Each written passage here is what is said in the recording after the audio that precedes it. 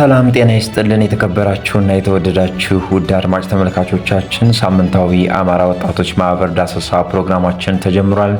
በዛሬው ፕሮግራማችን ማህበሩ በሳምንት ያከናወናቸውን አበይት ርዕሰ ጉዳዮች ወደ እናንተ የምናደርስ ይሆናል። እስከ ፕሮግራማችን ፍጻሜ አብራችሁ እንድትቆዩ በአክብሮት እየጋበዙ ፕሮግራሙን ወደ እናንተ የማድረሰው ያደለው ጌጡ ነኝ። በጎነት ለተቀባዩ ብቻ ሳይሆን ለሰጪውም ጭምር ሰላምንና የህሊና እርካታን የሚለግስ ታላቅ የሰውነት መገለጫ ነው። በተለይም እንደኛ ባሉ በማደግ ላይ ባሉ ማህበረሰቦች ውስጥ ወጣትነት ማለት ጉልበት፣ እውቀትና ጊዜን ለአገር ግንባታና ለወገን አለይታነት በነጻነት የሚገብሩበት ወርቃማ ዘመን ነው። ታላቁ የነጻነት ታጋይ ኔልሰን ማንዴላ በአንድ ወቅት እንዲህ ብሎ ነበር። የሰው ልጅ ህይወት ትርጉም የሚኖረው የሌሎችን ህይወት በመለወጥ በማሻሻልና የተሻለ በማድረግ ውስጥ በሚኖረው ሚና ብቻ ነው ይለናል። በጎ ፈቃድ አገልግሎት ማለት ከራስ ወዳድነት አጥር ወጥቶ ለሌላው ሰው መኖር መቻል ነው። ህንድን በሰላማዊ መንገድ ነፃ ያወጣው ማህተመ ጋንዲ ደግሞ ይህንን እውነት ሲያጠናክረው እንዲህ ይለናል። ራስህን የምታገኝበት ምርጡ መንገድ ሌሎችንም በማገልገል ውስጥ ራስህን ስታጣ ነው ይለናል። ዛሬም በሀገራችን ኢትዮጵያ በተለይም በአማራ ክልል የሚገኙ ወጣቶች ክረምቱንና በጋውን ሳያማርጡ በጉልበታቸው የአቅመ ደካማ ቤቶችን በመጠገን ካላቸው ጥቂት ማዕድ ላይ በማካፈልና ደማቸውን ለወገን በመለገስ ይህንን የጋንዲንና የማንዴላን ሀሳብ በተግባር እያሳዩት ይገኛሉ። በጎነት በገንዘብ ብዛት ሳይሆን በልብ ስፋት የሚለካ መሆኑን በተግባር ያረጋገጡ የወጣቶች ማህበራትን አበይት እንቅስቃሴዎች አሁን ወደ እናንተ እናደርሳለን።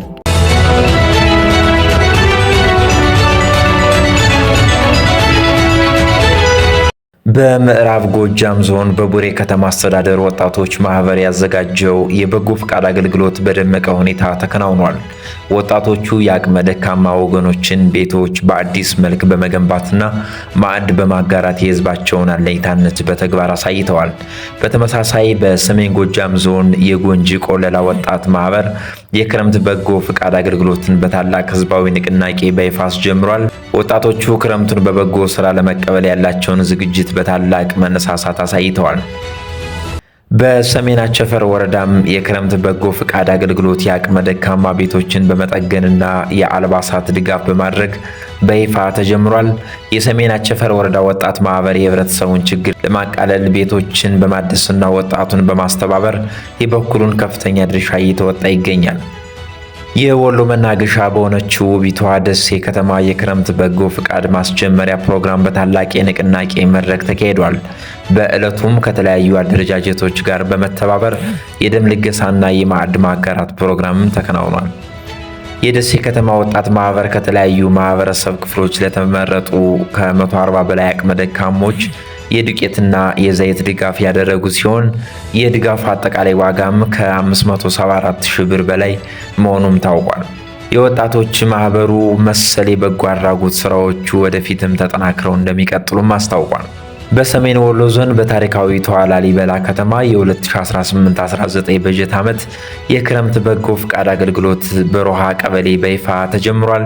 በንቅናቄ መድረኩ ላይ የከተማው ወጣቶች አብይና ቴክኒክ ኮሚቴዎች እንዲሁም የከተማው ጠቅላላ አመራሮች በመገኘት የአቅመ ደካማ ቤቶችን የመጠገን ስራ በጋራ አከናውነዋል። ማህበሩ ካከናወናቸው የበጎ አድራጎት ስራዎች ወጣ ስንል ደግሞ በቴክኖሎጂና ፈጠራ የታገዘ የወጣቶች የስራ ዕድል ፈጠራን እንመለከታለን። የአማራ ወጣቶች ማህበር ደብረ ታቦር ከተማ ከደብረ ታቦር ዩኒቨርሲቲ ጋር በመተባበር የወሰደውን ስልጠና ወደ ተግባር በመቀየር የመጀመሪያው ዙሩ እንጉዳይ የማምረት ሙከራን ወደ መጠናቀቁ አድርሷል። ይህ እንጉዳይ ማምረት በቀጣይ ለወጣቶች ሰፊ የገቢ ማስገኛ ሆኖ እንዲያገለግል በትኩረት መስራት እንዳለበት በደብረ ታቦር ዩኒቨርሲቲ በኩል የተመላከተ ሲሆን ማህበሩም ምርቱን በሰፊው ለማምረት ዝግጅትን አጠናቋል።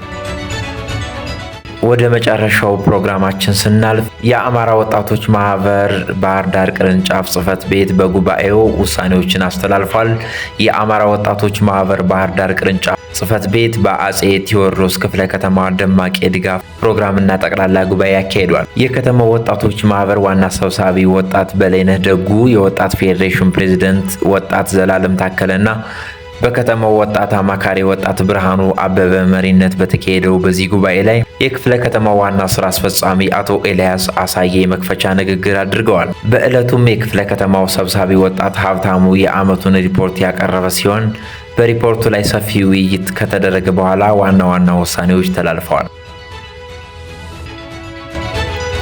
የክፍለ ከተማው ስራ አስፈጻሚዎች የስራ አፈጻጸማቸው ዝቅተኛ በመሆኑ ከስራ አስፈጻሚነታቸው ታግደዋል። የማህበሩን አጠቃላይ የፋይናንስና የንብረት እንቅስቃሴ አጣርቶ ለጉባኤው የሚያቀርብ 4 አባላት 2 ወንድና 2 ሴት ያሉት የኦዲት ኮሚቴ መርጧል። የአጼ ቴዎድሮስ ክፍለ ከተማ ወጣት ማህበርን የሚመሩ አዳዲስ ስራ አስፈጻሚዎች በጉባኤው እንዲመረጡም ተወስኗል። የወጣት ማህበሩ በክፍለ ከተማው የስራ ዕድል ፈጠራ ግብረ ኃይል ኮሚቴ ውስጥ አባል ሆኖ እንዲሳተፍና እንዲገመግም በዋና ስራ አስፈጻሚው አቶ ኤልያስ አሳዬ ሙሉ ኃላፊነቱን ተሰጥቶታል። ዋና ስራ አስፈጻሚ በቀጣይም ወጣቱን ለማገዝ ቃል ገብቷል። በአባላቱ ክፍያና መታወቂያ ሽያጭ ዙሪያ የተጀመሩ ስራዎችን 4ቱ የተመረጡ ኮሚቴዎችና ነባሩ ሰብሳቢ በተቀመጠው ቀነ ገደብ ውስጥ ሰርተው እንዲያስረክቡም ውሳኔ ተላልፏል።